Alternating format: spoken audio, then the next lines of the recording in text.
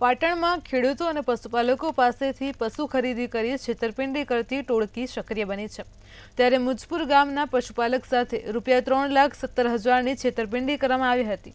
ત્યારે આ છેતરપિંડી મામલે 2 ઇસમો વિરુદ્ધ ચેક રિટર્નની હારીજ નામદાર કોર્ટમાં ફરિયાદ નોંધાવી છે। ફરિયાદી બેંકમાં ચેક વટાવવા છતાં ચેક બાઉન્સ થતા છેતરપિંડીની ઘટના સામે આવી હતી।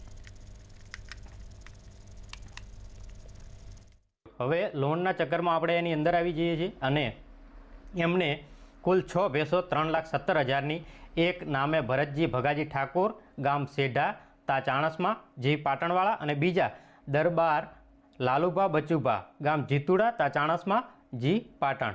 આ બંને લોકોએ અમારી જોડે ભેંસો લઈ ગયા। જે રીતે વ્યવહાર થયેલો હતો તે રીતે અમે ચેકો બેંકમાં નાખતા ચેકો પાછા આવ્યા। બેલેન્સ ન હોવાના કારણે ચેકો પાછા આવતા આ અમારી જોડે છેતરપિંડી થઈ તેવી અમને જાણ થઈ।